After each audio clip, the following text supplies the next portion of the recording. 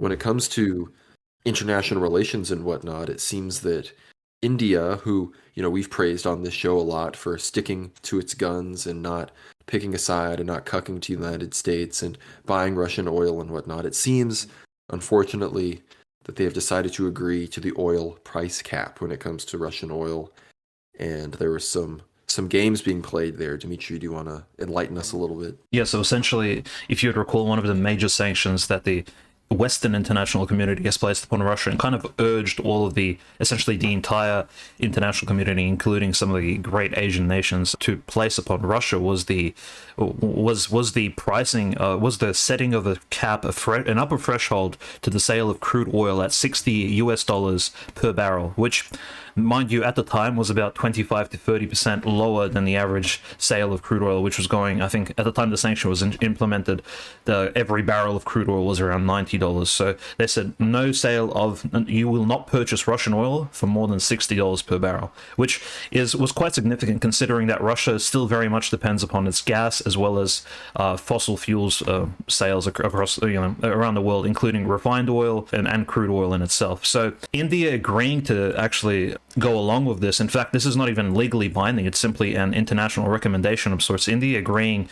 to uphold this obligation to the international community and to the United States, specifically to Joe Biden, which praised Modi and the Indian government for going along with this in March of 2023, is, I think, a big sign that, the world, as we kind of go into this hot phase of World War III, there are countries which are still choosing sides, and India, of course, was kind of on the fence in many ways, maybe even was more on the pro-Russian side, but countries are looking out for their own personal interests first and foremost. We spoke many times on previous episodes regarding Turkey and how Turkey was taking the stance of neutrality, looking after its own personal affairs, kind of choosing maybe perhaps to be a leader in the Muslim world as opposed to just a puppet of NATO or just like the lieutenant of the United States in NATO. Nevertheless, countries such as India must also look out for their personal affairs in this case, and of course one of India's greatest interests would be its border with China, which, there is a certain benefit that the US has granted India upon agreeing to this oil cut. Before we go into that detail, there is a small caveat here that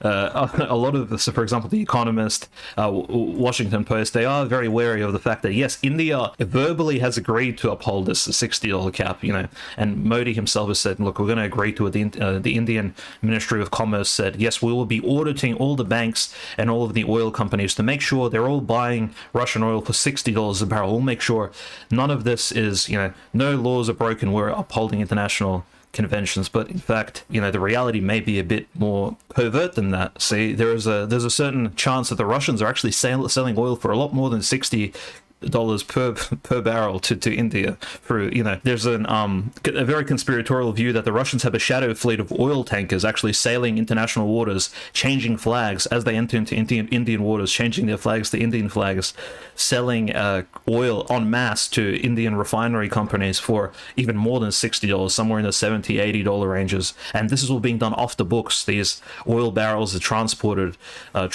kind of from Russian ships to Indian ships. The money is being paid through covert accounts. None of this is being audited, of course, or checked, and the statistics from Western sources are quite staggering, actually. They're claiming that there are 600 Russian tanker ships, 400 of them carrying crude oil, 200 refined oil, traveling from Russia.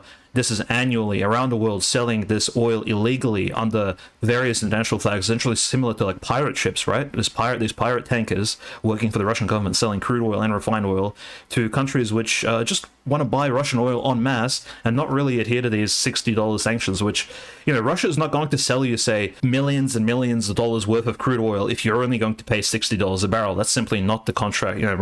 Russians aren't going to sign those contracts with you. They're not going to discount oil in this way. So I think there's a lot to say about Indian-Russian relations here. Yeah, no, I think it's a big deal. And when it comes to India's decision with Russia and its relationship with China, that's kind of the big thing. And we know that India and China don't get along, but they've both have actually great relationships with Russia. India does have a very good relationship with Russia. It buys a lot of weapons from Russia. So it was obviously able to look past all of its alliances with China. But India is more aligned with the West, with the United States. It's a former state of the British Empire, after all. So of course it is going to be like that. It's quote unquote the biggest democracy in the world and the most populated nation in the world. This year it surpassed China at 1.4 billion people. So India most populated nation in the world. But stretching in its huge wingspan, especially in its north, there are huge disputes that India has with China in the Himalayas, across the Himalayas, in the eastern and western Himalayas. Arunachal Pradesh being the one in the eastern Himalayas with its dispute, and Ladakh being the other region that it has a dispute with China with, which is actually more bordering with Pakistan, which gets involved there too. But very recently, as Dimitri just explained, India agreed to this oil price cap. What it seems they seem to have been rewarded, as I'm reading this from the Indian Express, which is a big Indian source. The United States recognizes the McMahon Line as the international boundary between China and Arunachal Pradesh, according to a bipartisan Senate resolution, which sees Arunachal Pradesh as an integral part of India. At a time when China continues to pose grave and gathering threats to the free and open Indo-Pacific, it is critical for the United States to stand shoulder to shoulder with our strategic partners in the region, especially India, Senator Bill Hagerty, who along with Senator Jeff Merkley introduced a resolution in the Senate said. So the U.S. has, stepped in, said, all right, we're deciding on the behalf of the international world what this border is, and it's for India. And I don't have necessarily a super strong opinion on this. China claims a lot of these parts of southern Tibet. And I know a lot of people want to come be like, oh, free Tibet. But, we're not really about that psyop here on World War Now. We know the Dalai Lama is a CIA asset. So sorry, Tibet heads, but it's not happening here. But this level of, soft power and this manipulation, Indians are excited about this. So the United States has done some work to win some public support in India back, as well as directly oppose China and show India that they're willing to, help them in some of their national interests against their big, superpower neighbor. And India, of course, it seems to, if this was worked out behind the scenes, India made sure to hold good on their deal. And we're going to see, maybe they are buying from these shadow fleets, but Modi seems to have liked this little gift from the US and will be going with the price cap, which is disappointing. Because I was really hoping, because India has done a good job standing up to globalism. Their foreign minister is like George Soros's biggest enemy. I can't forget his name. Jay Shankar, I believe is his last name. He has called out George Soros on a dozen international forums at this point, and they've really asserted India as a civilization state. And someday I would like to visit India. It's got a beautiful northern region. These regions actually that are disputed, Ladakh, Arunachal Pradesh, these are very beautiful parts of the world that are sparsely populated, but I think places that I would really enjoy visiting someday, and many people would as well. And it shows that these flashpoints in this, as the World War III goes hot, as we've talked about, these civilization states that have these old ancient flashpoints in these sometimes dramatic and extreme parts of the world, this is going to be a big part of what goes on, as we've talked about in fifth generation 21st century warfare. Yeah, and I guess America's perspective here is quite clear.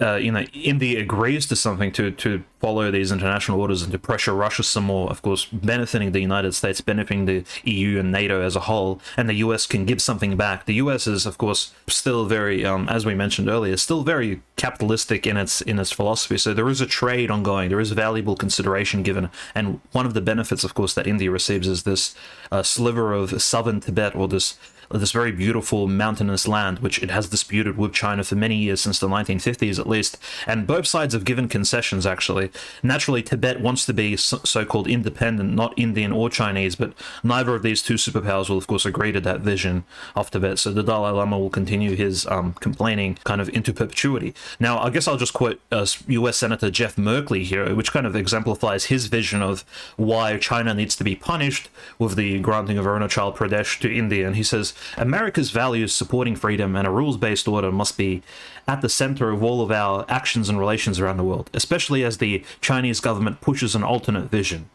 This resolution makes clear that the United States views the Indian state of Arunachal Pradesh as a part of the Republic of India, not the People's Republic of China, and commits the US to a deepening support and assistance to the region, alongside like-minded international partners and donors. So you can see Jeff Merkley kind of gives this overarching view that, yes, China has been in the sort of the log in the eye of the United States for just over a year now, at least since not since the beginning of the Biden presidency, but definitely in the second half of it, especially with the balloons and all kinds of other covert spy operations the Chinese have allegedly been conducting over U.S.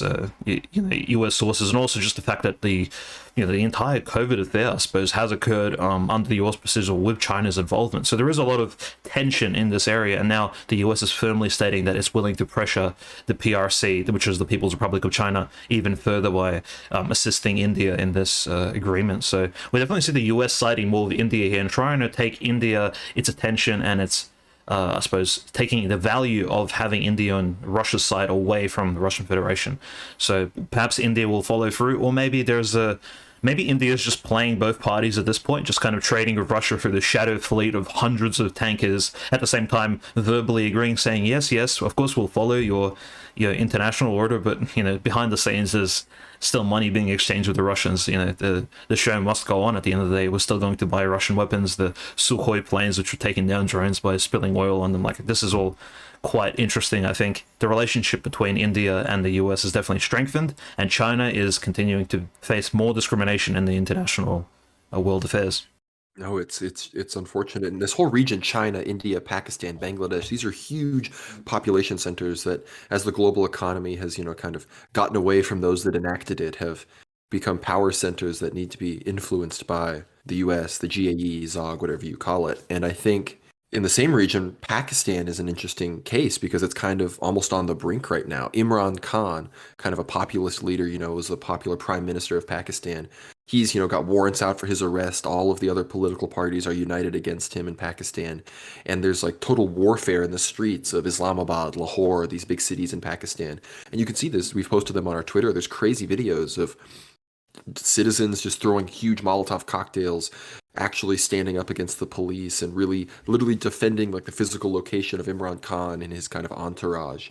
And he is kind of, people think that, Trump and his January 6th moment was big. Like, Imran Khan is taking that to whole nother levels. He's got so much popular support in Pakistan that an entirely united front of, I guess, more you could say globalist or internationally aligned politicians, they're not able to take him down. He's got like a private army of civilians. And remember, Dimitri, talked to a Pakistani man who confirmed this to us in a Twitter space a while back that, Imran Khan, whatever you think of him, he is very devout, I believe, in his Islam. He is kind of this populist leader that was, in some regards, seems to have stood up for just maybe a Pakistan first kind of perspective.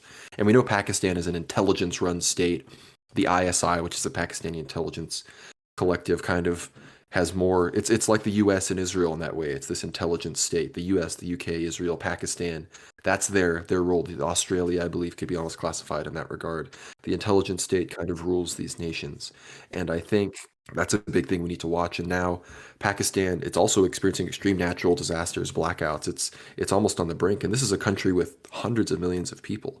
It's one of the most populated countries in the world. So I think as this whole region goes, this is going to be a big part of World War III. And we know we have a lot of prophecies from St. Paisios, St. Joseph, saints like Saint Seraphim and stuff about things that will go on in the Orient, whether it's Chinese and Japanese launching hundreds of millions of troops in armies across Central Asia, and what that would mean for places like Pakistan and how that would relate to, current projects like the Belt and Road. These are all fascinating questions we want to explore. And it seems right now that the US is making decisions rapidly, trying to bring India back into its sphere and trying to also get Pakistan with a, more amenable leader so that it can also be part of this push against Russia, China,